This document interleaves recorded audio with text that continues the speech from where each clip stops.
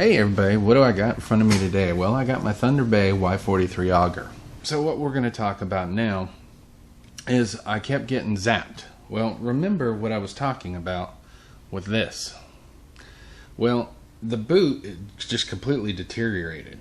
So basically all that was left was this was kind of sticking there, and it was actually somehow, some way, I believe it was grounding out on the case, or it was sending volts through the case.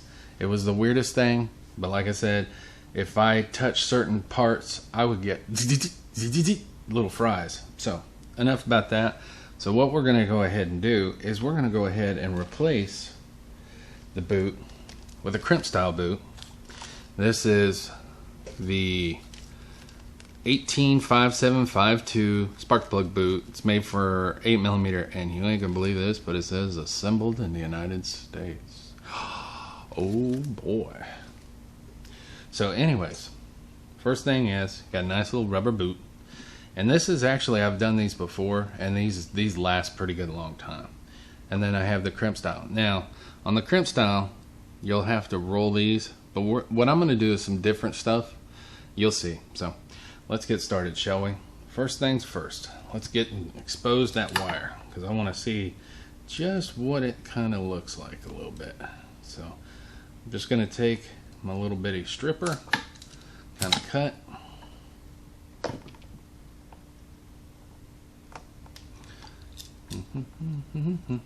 Have you seen the Muffin Man? The Muffin on Drury Lane. Okay. Now, the other reason why I don't like those pins, those pin ones, is they get really, like wherever that hole is, they get kind of crusty in there. So what happens is if water does get in there, even though somebody says, "Oh no, Travis, I made sure that it was healthy the whole time and it was protected." Well, guess what? I can tell you right now it wasn't. It was probably outside, maybe against a lean-to, something, but I can tell you by looking at the wire and seeing how the wire is, it's corroded, it's nasty, but it doesn't have the green nasties. So anyways, anywho, so there's your coil wire, okay, and you'll see right there is where that pin went in and drove itself in there. And it's got rust. So anyways, what I'm gonna do is I'm gonna clean it up good and just clean off the gunk. Okay, so then what we're gonna do is we're gonna sit there and figure out exactly how we want to do this. Now what you normally want to do is you take this, you put it like so, and you crimp it.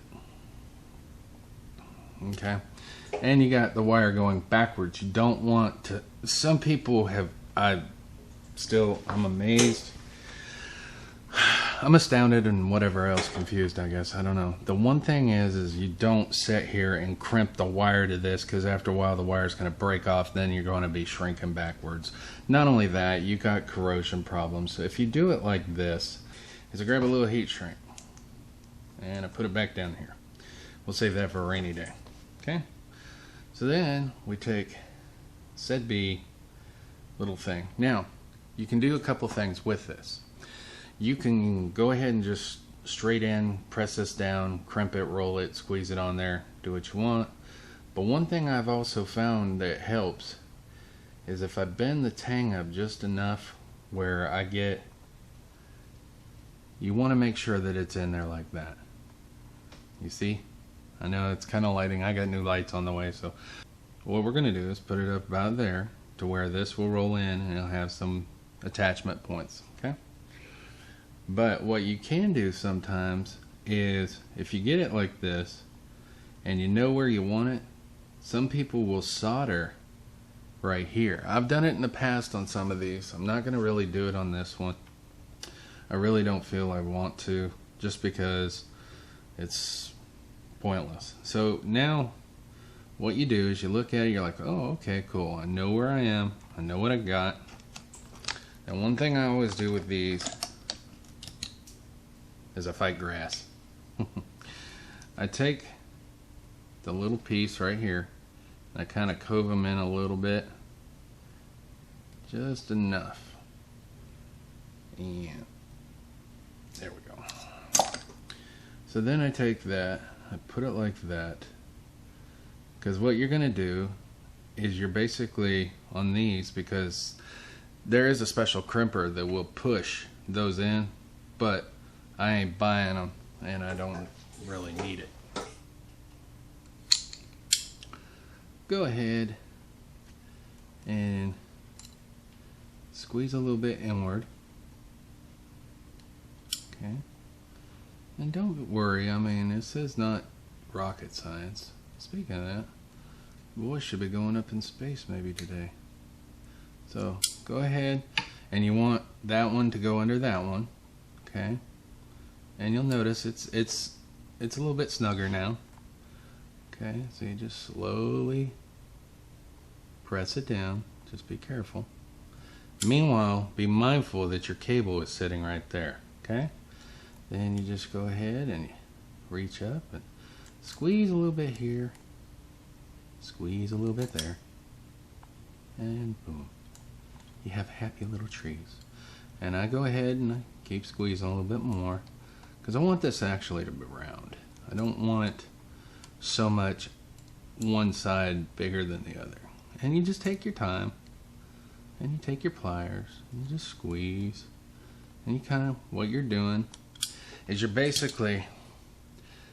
this. Okay, so what you're doing, you're squeezing from the sides up and down, and then you're rolling it, and then you squeeze it from this way. So now you're starting to curve it, and what you're doing is you're building a nice little lockout. Okay, then you check it, and see, you got your cable sitting right there, and you just kind of bring Mr. Cable up there, but see, you got a nice little kind of mild triangle look to it and everything else. Now you can take a little dab of solder, you can put it up in there if you wanted to, or if you had long enough a little bit back here, you could take a little bit of solder and put it on there. It's your call. I mean, it doesn't hurt anything, but see, look at that, stays perfect. So, and you don't want to crush it. That's the one thing a lot of people will get the misconception of, oh, I gotta crush it so it'll, no, you don't have to. So you just basically work it around, and like I said, it's pretty flexible, it's pretty resilient. Okay, and then just double check, make sure everything's okay. Now here's where the fun part comes in. Dilly dilly. You can take the heat shrink and you can put it up here and wrap it around there, and then what that does is kind of reinforce the protected area right there. Okay, and just work it around. Be mindful that you don't burn yourself, because this stuff works pretty good. You just go ahead and work it around a little bit and just shrink it around, and you'll have some extra, but that's okay. I'll explain. It's better to have extra than not enough. And you just take that and zippo and whatever you got. Okay, now your heat shrink's on there. You got a double reinforced insulation. Okay, so now you definitely know no water gonna get in through here. I know somebody's like, well, you're near gas. Be careful. Know what you're working with. Okay, so then now, look at that. Almost professional. Scary, isn't it? Okay, now when it comes to the boot, so then what you do, kind of lube this up a little bit, lube the hole a little bit. Okay, so you just work it in there a little bit, get some of that stuff in there. And you can use Vaseline, WD-40, petrol, whatever you want. Just something that'll go ahead and make it a little bit easier. And then I usually will put some up here on here. It's not hurting anything. You can use contact, electrical contact stuff. So then you just take that and you push that right on in there. Oh, look at that. Oh, yes. Oh, money penny. Oh. Then you come down here and what you do is you go ahead, you put Mr. Boot back on, make sure that it clips, and then you give her a test drive. I gotta do some little other stuff with this, so what I'm gonna do is I'm gonna put the end of this, you'll see the little test drive. The problem is to replace the coil was about 15 bucks. The boot was $3. I got it off Amazon. Okay, so you know the coil still works. Why get rid of the coil? You can replace the boot, call it good, and you're back up and running in a short amount of time. The second thing was with that, personally, that's why I don't like those springs. I don't like them. And the other thing is, you'll see in the picture what this boot is. These boots actually can take a UV beating a little bit better than the other boot. The other boot, it couldn't. But I hope this helped you. I hope that it made you say, I can do this. I can fix my stuff. Because that's what these videos are all about. They're about you fixing stuff. Your own stuff. Be proud of who you are. Get out there. Get crazy. Get nuts. Buy some. Go to Lowe's, Home Depot, Harbor Freight, Amazon, eBay, wherever you want. Buy you some tools. Have some fun. Get out of your element. Fix your stuff. Be proud of who you are. Be proud of what you did, and all that rolled into one.